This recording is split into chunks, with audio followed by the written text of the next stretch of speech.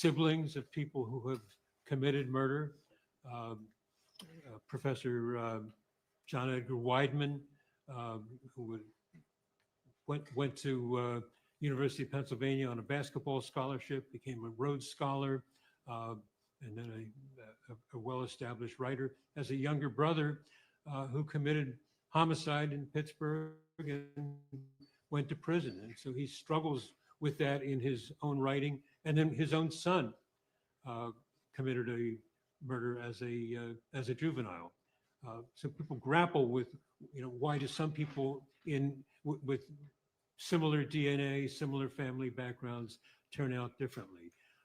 There's a professor at the University of California, San Francisco Medical School named Thomas Boyce, B-O-Y-C-E, who has a book called The Orchid and the Dandelion.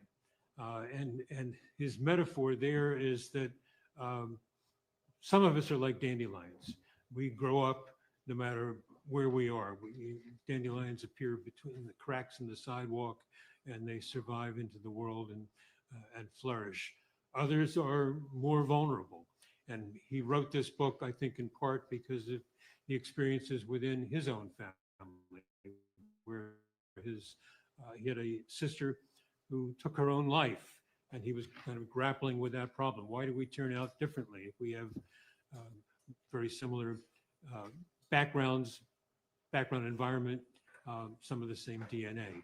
So I think those differences are kind of common sense issues that need to be addressed when you're telling the story of any individual's life. And what are the tangible records that need to be collected to support a client's life story?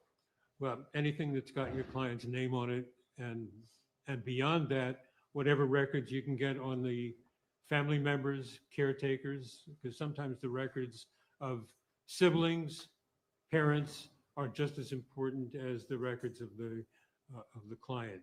They're going to identify things that the client doesn't remember, the parents don't remember. No amount of interviewing is going to elicit the information.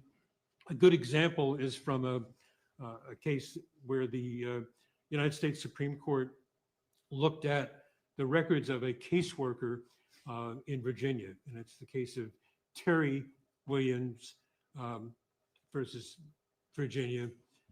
The year is 2000. I don't have the site in my head, but the caseworker's report was so vivid that the Supreme Court dropped it into a footnote, quoted it verbatim, and I don't have it memorized, but it's the impression of the caseworker who goes in and says, the home was a complete mess. People had bowel movements on the floor. There were puddles of urine, dirty dishes scattered in the kitchen. The children, including Terry Williams, didn't have any clothes on. The parents were too drunk to dress them when the caseworker found the clothes, and the children had to be taken to the hospital because they were under the influence of whiskey. These are small children. These are not 17-year-olds. These are, young kids. And that's an example to me that shows no matter how skilled you are at interviewing, you would not get that story from interviewing the client, interviewing the parents. Parents may give you a vague recollection of a time when neighbors complained about something and the police came and they were arrested and the kids were taken to the hospital, but they're not going to tell you there was feces on the floor, urine on the floor, and so forth. So the records give you a fuller picture. They identify people that the client doesn't even know exist, like that anonymous caseworker who wrote that report. And they're also very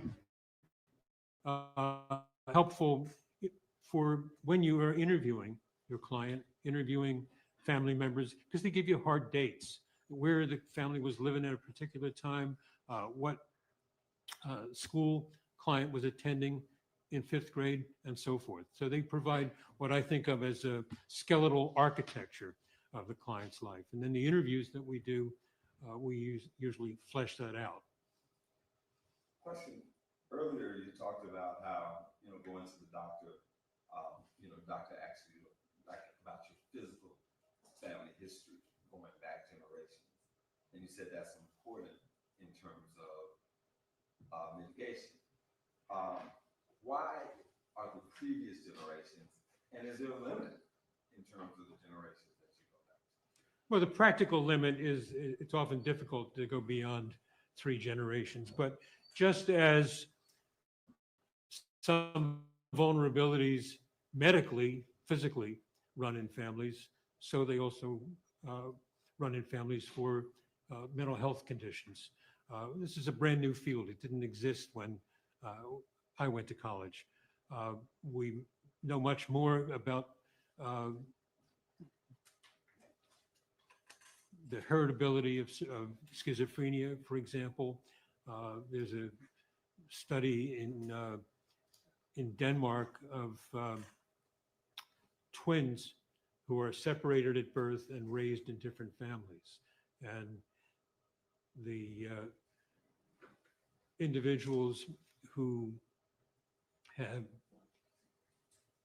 no schizophrenia in the family, no schizophrenia in the adoptive family, the family environment, about 1% manifest schizophrenia later in life. But those that have the biological vulnerability, 9 times greater likelihood of schizophrenia. So again, it doesn't mean there's an automatic connection. Your mother had schizophrenia, therefore you're going to have it. But when you can see that a first-degree relative had a mental disorder, many of them have this strong heritable component. There's a researcher at Johns Hopkins who has written a number of books about mood disorders. And she's a brilliant writer, MacArthur Genius Grant recipient, but she also knows that we take in information visually. So she has family trees in her book. She has a book on mental conditions, mood disorders among famous cultural figures. So she has a genogram, a family tree of the Ernest Hemingway family. And everybody knows that Ernest Hemingway took his own life with a shotgun. But the family tree shows that his sister Ursula, their brother Lester, Leicester, and their father Clarence all committed suicide. So when you have that kind of biological lineage, that's important for any experts that you consult to know. You want to give them that information when they're starting out. Let's talk about environments. Is home the only environment that matters in telling the life story of a client? No, not at all. I mean, when I worked in California, we had people who came from very loving families, but had other factors that influenced their childhood because of the gang violence that was occurring on the streets of South Central Los Angeles, for example. So even though they had intact families, loving parents, to get to school, they had to negotiate a special route to avoid gang warfare. And on top of all of those sorts of influences, we now have everything that comes with the negative influences of the internet. Kids that spend more and more time in front of the screen, and it's very hard to monitor that. It's hard to regulate it, and we're only beginning to understand how that affects some particular individual's development. Have you ever heard the term abuse excuse? Oh, heard it for a long time. It comes from a book by Professor Alan Dershowitz, Dershowitz at Harvard Law. It's I don't even remember the full title, but it's disparaging the use of abuse as an excuse for crime. And that's not the case in mitigation. Mitigation never excuses what somebody did. It's just a reason why the punishment may be diminished.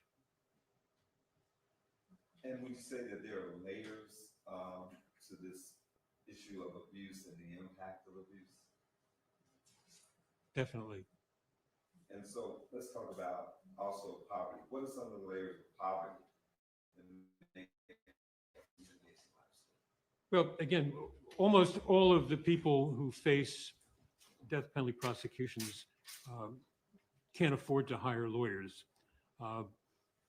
But before that, poverty affects healthcare, nutrition, which neighborhood the family is going to live in, what learning opportunities there are in the home. Are there books in the home? What kind of education did the parents have? So the word poverty doesn't mean much since it covers just about everybody in the client population. But when you drill down and see how it affected an individual's life, then we begin to see its importance. And you talked somewhat about mental illness, intellectual disability. What are, and of course you talked about the brain development, and of course with that could possibly be brain damage. What are some of the contributing factors to brain damage as you come to learn in your experience in your work? Objection, Your Honor. I think this goes beyond the scope of the expertise. He's asking what contributes to brain damage rather than asking questions about mitigation. All right, I'll rephrase it. In your work, have you found out what could be a factor, a contributing factor to brain damage? You're right, Jack. I believe that's the same question. In your work, what have you seen in terms of your work, in terms of how it relates to brain damage? Well, let me answer that in a couple of ways. I think we have learned that brain development in utero, in the womb, is very important. And the brain can be damaged by neurotoxins in the mother's environment, smoking, drinking. You see the warnings on alcohol and cigarettes. We also see trauma in the womb can affect the brain, but neurotoxins, that is things in the environment that an individual can be exposed to in their early years up through adolescence. The brain keeps changing, keeps developing. And again, the district attorney is correct. I don't claim expertise on neuroscience, but what I do know is that neuroscience has changed during the course of my career. What we know about the brain used to be what we learned at autopsy or what we learned accidentally in brain surgery. Now we have all these techniques for looking at the brain in real time with scans. So we know a lot more about how long this maturation process occurs. And that's much of the scientific literature that was submitted to get the exemption for people under the age of 18 in the Roper v. Simmons case. And Mr. Stedler, the factors you just referenced as affecting brain damage, brain development in terms of what you learned over your years of experience, are those factors also consistent with trauma? Yes, absolutely. Mr. Stedler, what does early life history matter as mitigation? Well, it's when the individual is most vulnerable, not making any choices, living in a world that is foisted on him. And it's a time when there's the greatest vulnerability in terms of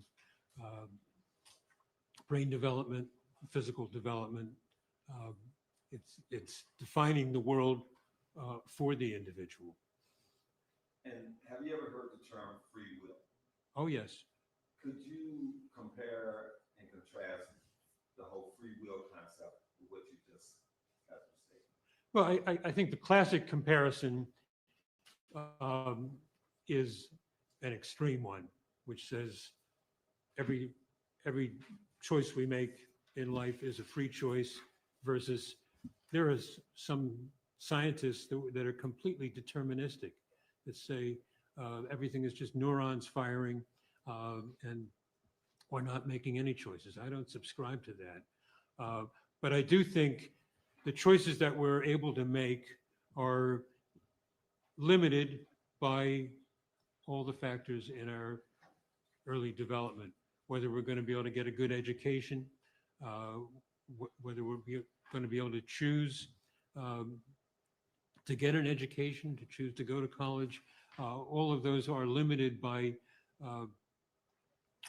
where we fall in terms of the environment, in terms of the DNA. So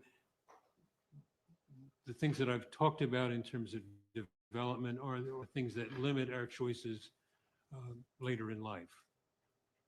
Would it be fair to say that bad early childhood experiences can and will impact the adult choices that we make or client may make, even though folks are exercising what we call free will? Yes, that's restating what I've said. And in terms of those bad childhood experiences or trauma, why is it important to thoroughly explore or look at a person's experience with treatment programs or facilities? Well, I should have mentioned treatment programs as something affected by poverty, for example. You may not get any treatment. You may not be diagnosed for a disorder because your family is poor and they're not psychologically minded and don't appreciate that maybe you should be evaluated. But the quality of the treatment program is also an important factor. Did somebody get an effective treatment program? Was there an accurate diagnosis of what was needed, and was the treatment appropriate and thorough, and did the treatment get its course completed? So institutional failure is another way of describing something that we look for in mitigation. If somebody was treated for drugs or alcohol, for example, did they go to AA? Did they go to some other treatment program? For how long? Was it effective? That's all part of the life story that we would want to look at. I want to move into talking about looking at mitigation through all sides of the defendant, all sides of the client. Are there other aspects, other sides of the client in their mitigation that are particularly mitigating? Well, I guess what I would say in response to that is, again, we don't want a deterministic picture that says inevitably this client was doomed to end up as a capital defendant. We want to show the hopeful parts of the client's life, the things with which all of us can identify, that, the moments of opportunity that might have made a difference if only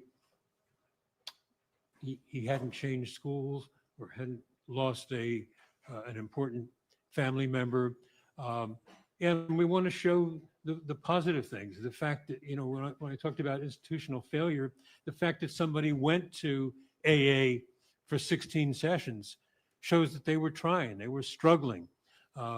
They wanted to overcome an addiction. And it diminishes the sort of mechanistic view that this person is an addict. It's somebody who was struggling with that problem. And so we look for the positive things too, because mitigation is about empathy. It's about kinship. It's recognizing somebody whose shoes we could be in, as opposed to somebody who's just different from us. Born bad, got worse, did nothing good. So you had mentioned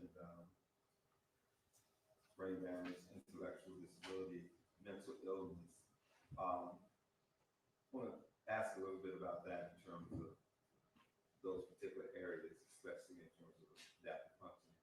In a case that involves intellectual disabilities, could you talk about the interrelatedness of the mitigation and what we call the adaptive functioning? Well, the investigation of adaptive functioning is really very, very similar to the investigation we're doing generally in mitigation. Adaptive functioning covers how is this person coping with the world. And it's become much more important in intellectual disability cases than the IQ score. In the early years of the intellectual disability exemption, people were very much focused on scores and things that affected the error of measurement and norms obsolescence and so forth.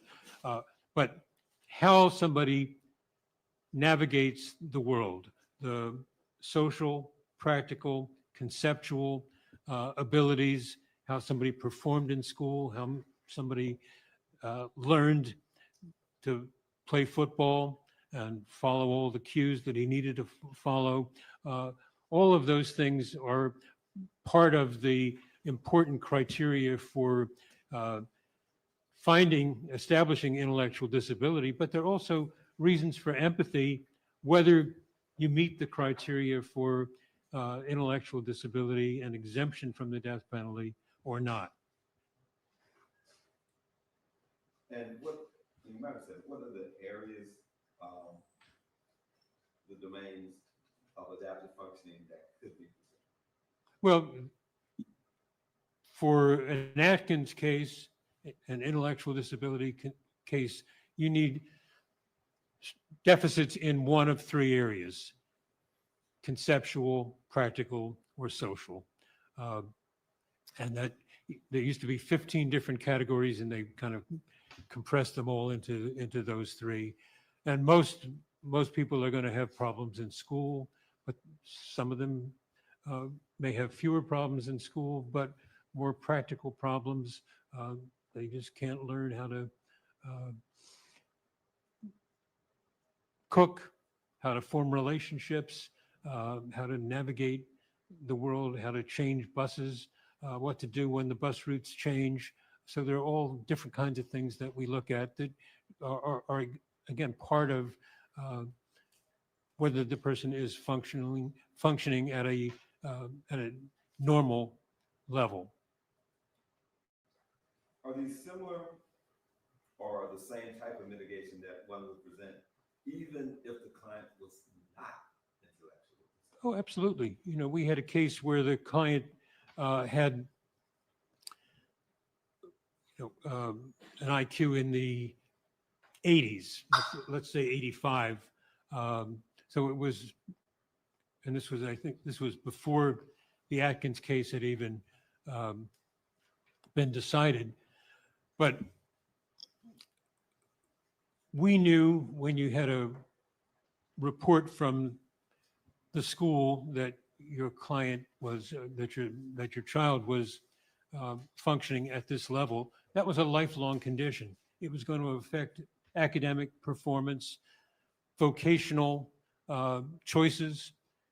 Again, you know, that word choice, free will. He couldn't just go out there and apply for any job. His employment options were limited. So we had a school psychologist testify about what an IQ of 85 meant, one standard deviation below the norm.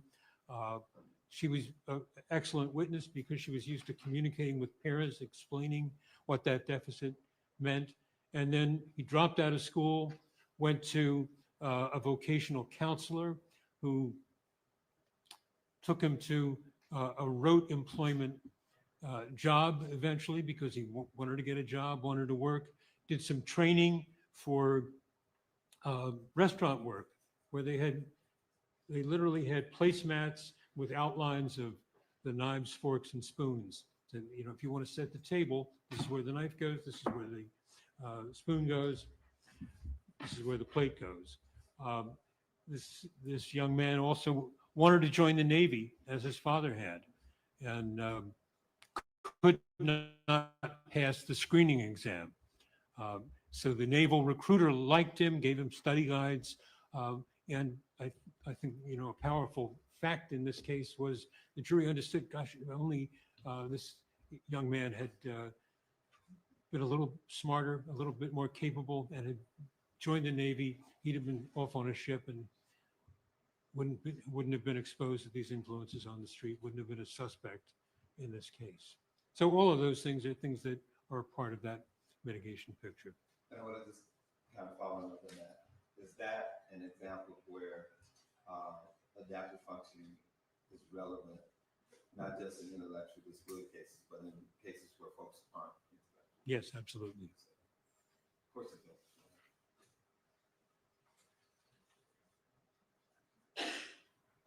Final question, Mr. Seven. Just for the court, how would you sum up what jurors need to know about mitigation? Well, I think jurors have an awesome responsibility in death penalty cases, no question. Hardest decision a juror has to make. I mean, they're not involved in sentencing decisions in other kinds of cases. And so I think the importance of mitigation is not just for whether the individual gets the appropriate effective representation that lawyers are trying to provide and that they should provide, but also gives jurors and judges the full picture of who the client is so that their sentencing determinations can take a view of all the relevant evidence and reach reliable outcomes. Yeah, at this point, I have finished my direct. I just asked if we could take a 5-minute comfort break before the state. I would agree. Okay, all right, we'll be in recess 5 minutes. Thank you.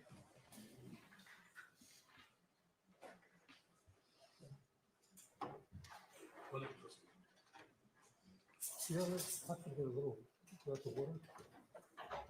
Let me see if How long you take, Judge? How long you take? 5.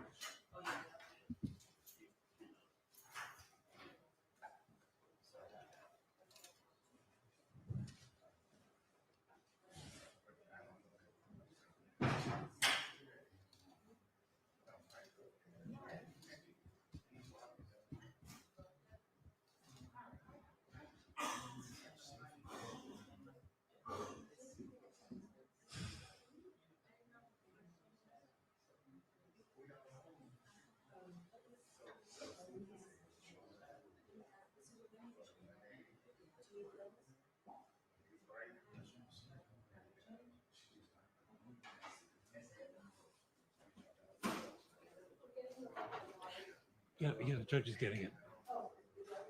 Yeah.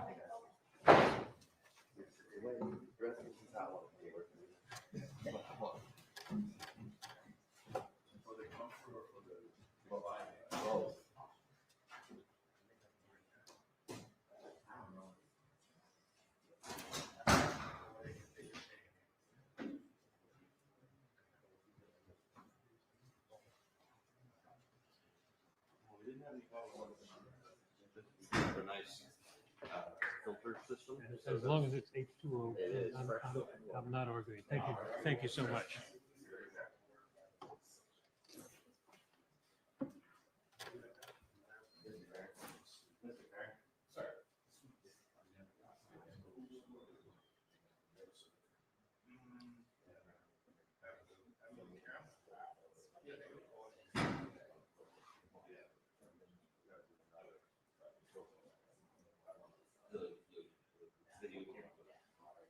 All right, I'll let Judge know. Thanks. Thank you.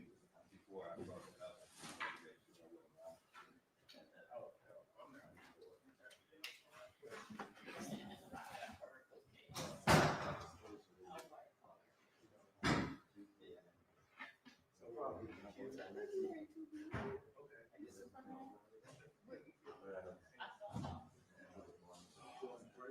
Yes, sir.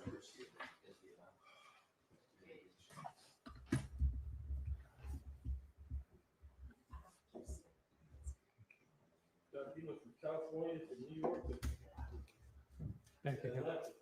Yeah. Okay.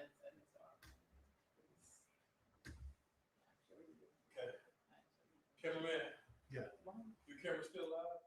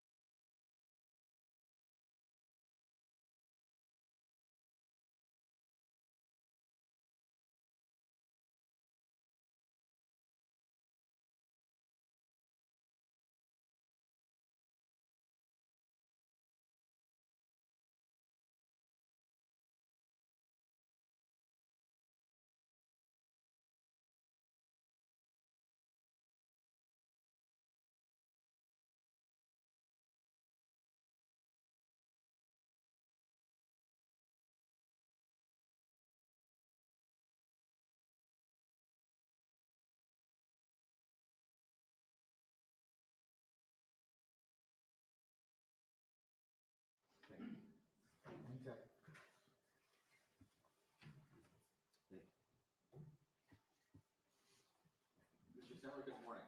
Good morning. I don't have many questions for you. Council, Hold on, council, hold on. wait I for- gotta wait. I apologize. I gotta wait, okay?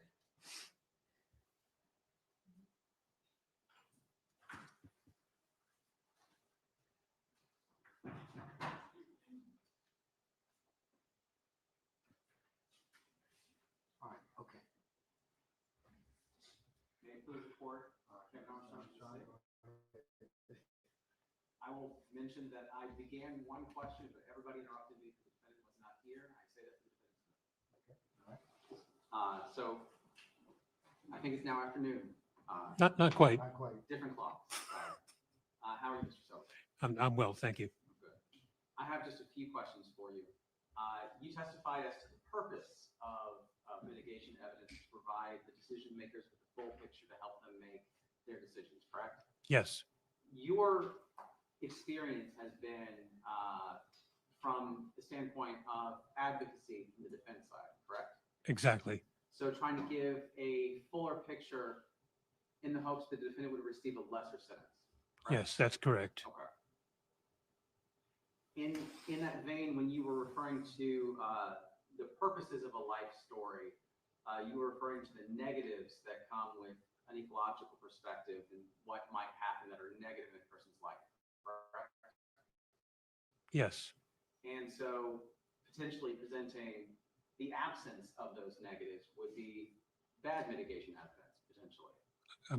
I think there are too many negatives in the sentence. Yeah, I understand. If you were to present a life story that omitted those negatives, that might be counterproductive from a mitigation standpoint, correct? If you were to tell a jury this person had a wonderful upbringing, this person had no gang influence, this person had no deficits in their nutrition and things of that nature, that might not be good mitigation evidence, correct? Might not, but it could be very positive information about the individual that shows that what.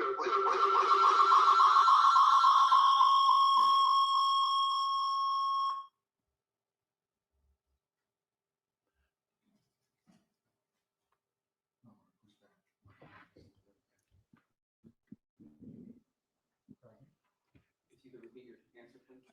Yeah, I'll try. I think if one had only positive experiences, it would just be a different kind of mitigation presentation then. I think you would then probably be arguing what an aberration the crime was in an otherwise, well-adjusted life. But one of the cliches of mitigation is that everyone is more than the worst thing that they've done. When you were testifying about intellectual disabilities and you described categories relating to Adkins, the decision, and you said it had gone down from 15 to 3. Could you repeat those 3 categories for me because I didn't get them down? Conceptual, practical, and social.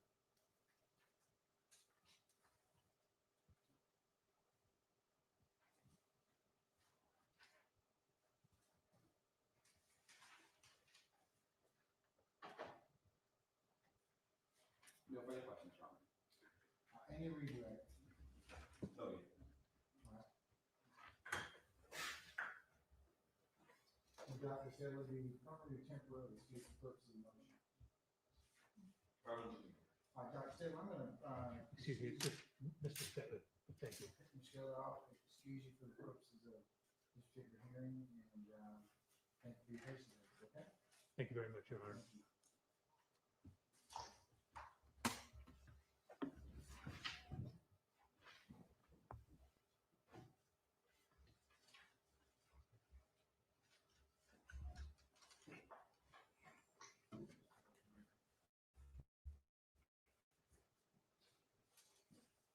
May it please the court.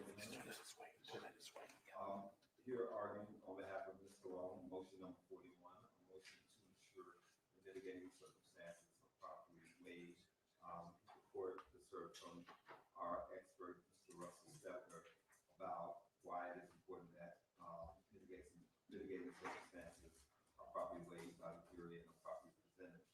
remedies that we're asking, that we want to be able to question jurors about mitigation. I know the court will accommodate on that with us, but we thought it was very important to file this motion because we believe that this is not a hearing that we could have in the middle of war doc. It's not an argument that any of us, I think, want to have in the middle of war doc as to how relevant is Mr. Long's life story. How relevant is it that we want to present or ask jurors about family history, social, mental, emotional, physical. So that is why we've done this. And so we want to also ask as a remedy that at the appropriate time that we be able to propose and submit an instruction that speaks to making sure that the mitigating circumstances are properly laid. All right, sir. Mr. Armstrong? Yes, Your Honor. So there will be some agreement. There's also some disagreement with motion 41. As I've laid out in the response, there are things about which the state has no clause, such as the court providing, say, the appropriate pattern instruction on mitigation, and making sure that the jury is properly qualified and follow the court's instructions on mitigation. There are other issues, such as Ellington factors that if the defense raises, we will consider on a specific basis. And Ellington factors are considered critical facts that the jury can be voir dire on, that are something like child killer or cop killer, things like that, that Ellington identified as having a phrase for it. If there's such a fact such as that, then that'd be something to be appropriate for voir dire. However, the defendant, if they're asking to ask specific questions about mitigation, such as how would this juror be receptive to specific types of things, such as family history or emotional or physical evidence, and asking them questions like that and how it would affect them, then that is something that requires the jury, the potential jury person, to prejudge the case, and those questions are forbidden under Georgia law. And Willis versus State, which we cited yesterday for a different purpose, is one of the most recent iterations of that rule, where you can't ask questions similar to that. And so, to the extent that they're asking to ask specific questions about mitigation evidence that they intend to raise, and specific types of mitigation evidence to see which jurors are more likely to go along with them or not, those are questions that prejudge the case. And so the state would object to those, but we won't know what they are exactly referring to until we get there. I will point out to the court that the regular pattern instruction on mitigation, similar with Georgia law, does not define mitigation, and that is to the defendant's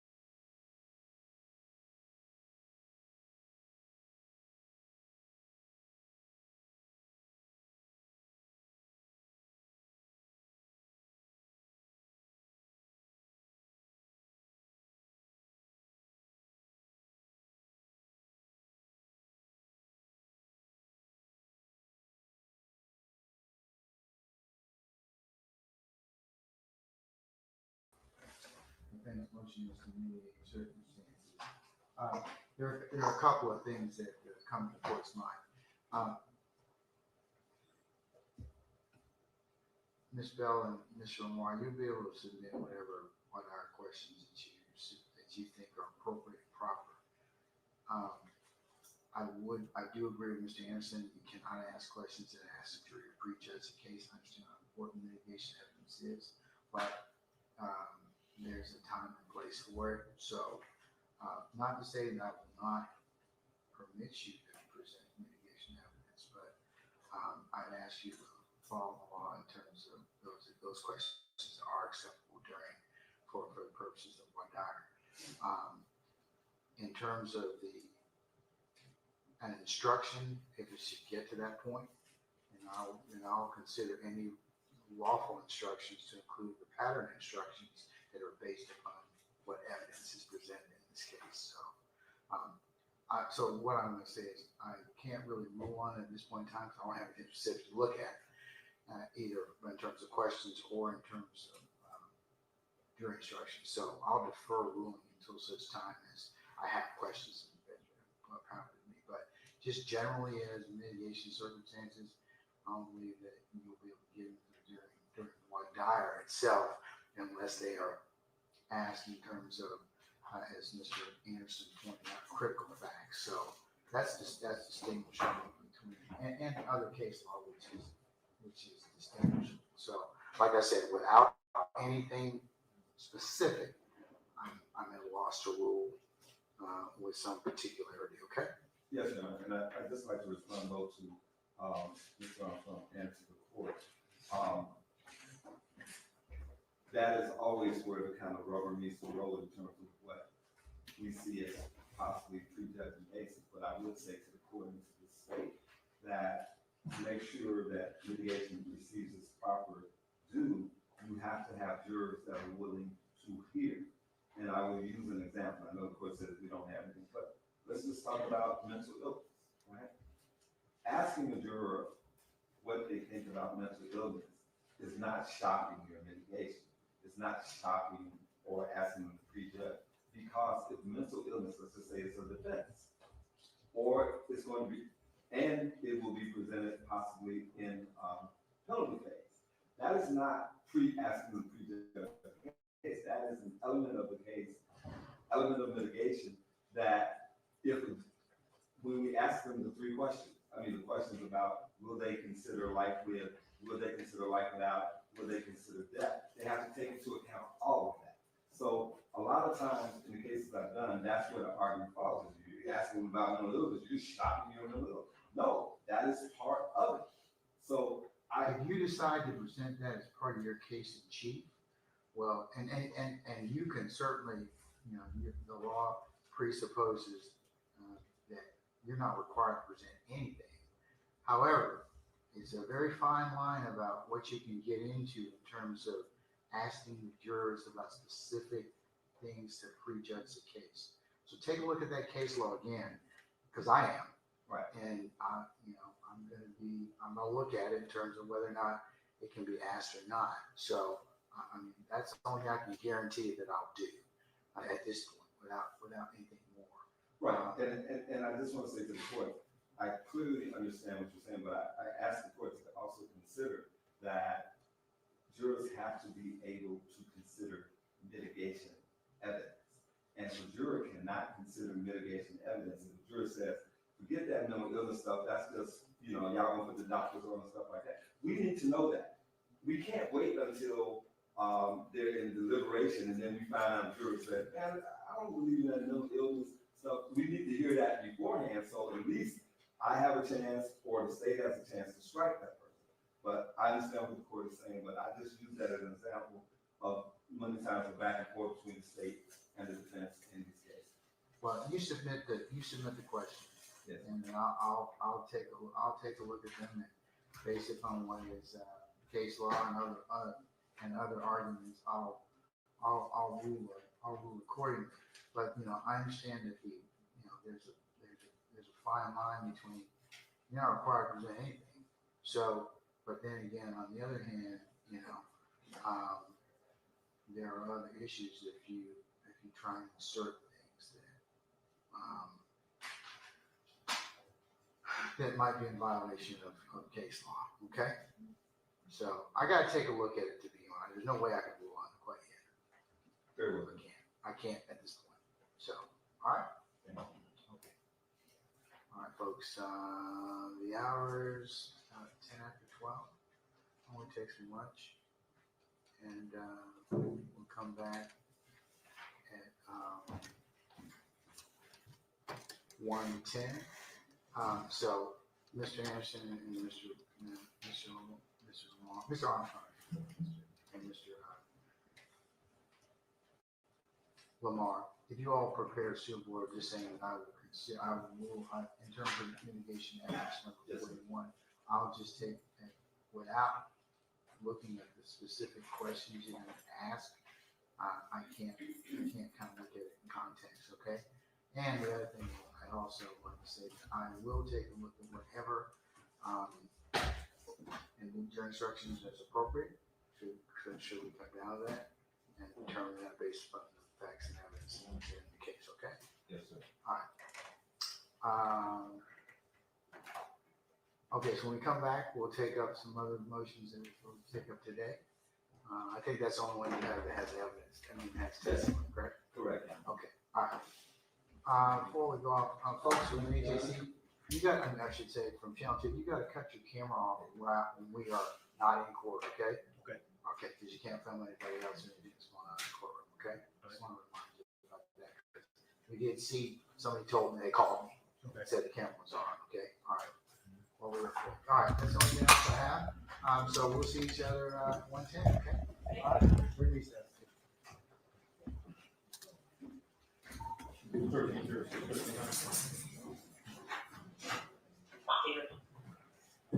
Okay, I'm sure criminal day after Festival Frank will be recessed until 10 hours. Courtroom can be locked and secured, detention area not clear. Should be in the process.